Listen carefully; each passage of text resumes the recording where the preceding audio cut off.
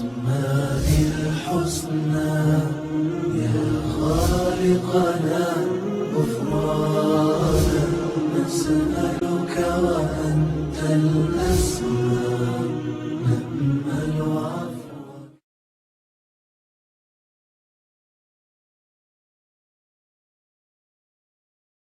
And what does Al-Mujeeb mean?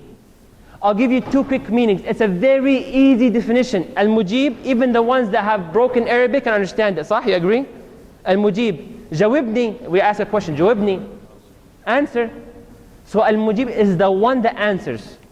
The ones that fulfills. Is it clear?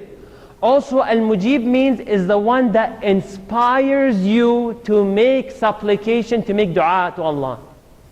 And Al-Mujeeb also means the one that accepts your supplication. Look how beautiful. So Al-Mujeeb is the one that inspires you to ask. And it's also the same meaning as the one that accepts your question and your request. So he inspires you to ask so he can fulfill your request. Allahu Akbar. That's Al-Mujeeb, Al-Mujeeb. I'll tell you two quick statements of people that lived and believed in Allah's name Al-Mujeeb. There are people that lived with names such as Ar-Rahman Ar-Rahim. A beautiful example is Ali bin Abi Talib. He lived and he understood and he fell in love, literally fell in love with Allah Ar-Rahman Ar-Rahim. How? He said, if I had the chance on the day of judgment for my parents to judge me, I would refuse this option and I would request Allah Ar-Rahman Ar-Rahim to judge me instead. Because he realized Allah is what? The most merciful. He knew that Allah has more mercy towards you than your mother has towards you. That's why he lived with it. Umar ibn Khattab lived with Allah's name Al-Mujeeb. How? He said, I'm not worried. I don't have the burden of having my dua accepted. My worry is not having the ability to make dua. You guys understood what he's saying? He said, I'm not worried that Allah will accept my dua. I know if I raise my hand, Allah will accept for sure.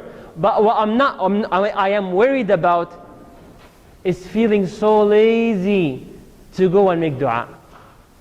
Another statement, a person said, I am so scared of being abandoned from the fact of making dua more than being abandoned from having my dua accepted. You guys realize that? You guys understand what I just said? Both statements show you that we know for sure if we make dua, Al-Mujeeb will accept. But it's a fact, am I going to put that time and effort? That's the whole point of it. Are you willing to put that time and effort? And this is not a really great way of telling who's practicing and who's not, but it's kind of nice, but don't do it. Sometimes it works, many times. Walk around the masjid and look at the young brothers and sisters, the young adults, and see them when they make dua. Look how focused they look like. The more focused, the more you see, you know what, this guy is actually practicing. The more he's into it. One time I walked, wallahi, no kidding, I walked by a brother, he was in prayers, making tashahhud, at-tahiyyatu lillahi was-salatu wat-tayyibat.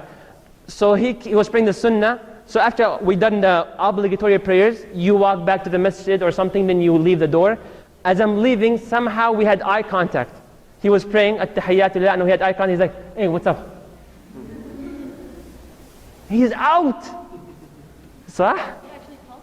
He's like, hey. I'm like, and then he's like, oh, tahiyyatu lillahi was-salatu ashhadu an la ilaha. You know what I'm saying? It's an interesting way. So inshallah when I get married, oh my bad. Wallah, I didn't mean to say it. I mean when my daughter, inshallah, was to get married, and I look for a brother, wow, that was a bad mistake. Because my wife is here, she just came.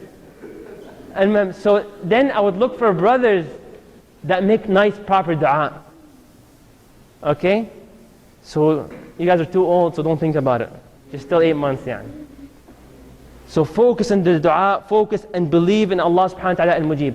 I'm going to mention about 4 or 5 points about Al-Mujeeb and His glory and majesty. His amazingness, if that's even a word. When you go to Allah Al-Mujeeb, it's different than going to a king or a queen or so on, or a prime minister. For you to meet a really high figure person, what do you need to do? Oh, it's very tough. Example, you want to meet our prime minister, one-on-one.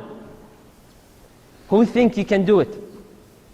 Who think he or she can do it? Meet with the prime minister one-on-one. You think it's possible? Raise your hand. Is that possible? Maybe, sah? How much work you need? Oh, you need cash, you need bribery. Oh, no, just kidding. You need a lot of stuff, sah? So for you to meet the prime minister, you guys help me out. I'm thinking, I'll go to the .gov website, look for prime minister on the tab on the left. I'm just guessing. Then we'll check contact us, click on it. You call 1-800. Not a human being will answer, as some lady who was recorded. Hello, you've called the Canadian government, whatever. Today is Sunday, we're closed. Okay, we call Monday at 7 in the morning. Sorry, sir, we open between 8 a.m. to 4 p.m. You call at 8:30, they answer, operator. If you want the prime minister, press 1. You're lucky if that's the way it goes. But I'm just saying. You press 1, rings. So Stephen Harper leaves you a voicemail. He's like, you have reached Stephen Harper. Please leave your voicemail and hopefully I'll get back to you within the next 10 years. And you leave the message, Prime Minister, I'd like to have one-on-one speech with you. My name is Majed. I have a Facebook page if you want to check me out. You can call me at 519-991, whatever. Thank you. You think he's going to call me back? Maybe, but Allah knows when, and if you're lucky, you'll have an appointment. And if He does call you, Bismillah, He will decide where the location of the meeting is. You might have to go to Ottawa, صح? And then He will tell you what time to come, between this and that. And He will choose what topics you can talk about. There are topics that you can't talk about. And then He will tell you how long is the duration of the meeting. When it comes to Allah Al-Mujeeb, it's a completely different case. And before I move to Allah Al-Mujeeb, Pearl Harbor, Stephen Harper, after meeting him and telling him what you want, at the end he might tell you, I'm sorry, I can't help you. Sah? I'm saying sah a lot today for some reason. Sah? Okay. Allah Al-Mujeeb is a completely different case. When it comes to Al-Mujeeb, listen to this beauty. You pick the location. You pick whatever topic. You pick the duration. You want half-hour dua request, go with it. You want an hour, go. You want 10 hours, go. The time, any time you want, Allah Al-Mujeeb is there. In the end, what happens? Will Allah tell you, sorry, I can't help you? His name is Al-Mujeeb. He called himself Al-Mujeeb. Umar bin Khattab was comfortable when he made dua because he knew Allah is Al-Mujeeb, the one that answers your requests. Subhanallah. Imagine if Allah Al-Mujeeb, for example, told you, for your dua to be accepted, you have to come between 2 and 3 a.m. You have to wake up between 2 and 3, and that's when it opens. After that, there'll be the close sign. Imagine if there's a lineup. I know that Brother Nabi will always be in front of me, making dua, mashallah, so always front, and some brothers dua front. So I have to stand in line 3 days before to make it up, and guess what? It'll be packed. Subhanallah. Think of Boxing Day. For you to enter, see, I was like, oh, see, now you feel me, I should have said that before.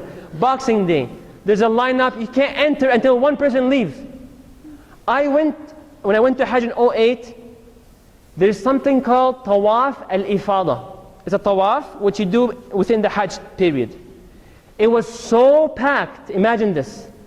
The security guards closed the area where you can make tawaf. There's no more space.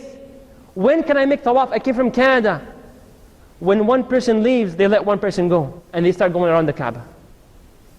Subhanallah, Allah Al-Mujeeb, you make dua anytime, anywhere, no matter what, He will accept. Another thing, Allah Al-Mujeeb introduces you to other names, such as As-Sami' Al-Basir, the all-hearing the all-seeing. As-Sami' al-Basir. How is that? If you make dua, obviously He hears you. When you make dua, obviously He sees you, how you're making dua and how you're trying to humble yourself. Rasulullah sallallahu alayhi wa sallam said, "Ad-du'a huwa al-ibadah." Jazakallah. Ad-du'a is worship. Do you know when you make dua, you have fulfilled your purpose of life? Allah said in the Quran, وَمَا خَلَقْتُ Continue. الْجِنَّ وَمَا خَلَقْتُ الْجِنَّ وَالْإِنسَ إِلَّا لِيَعْبُدُونَ. I have not created the jinn, it's a whole other creatures, and al-ins, except for worship.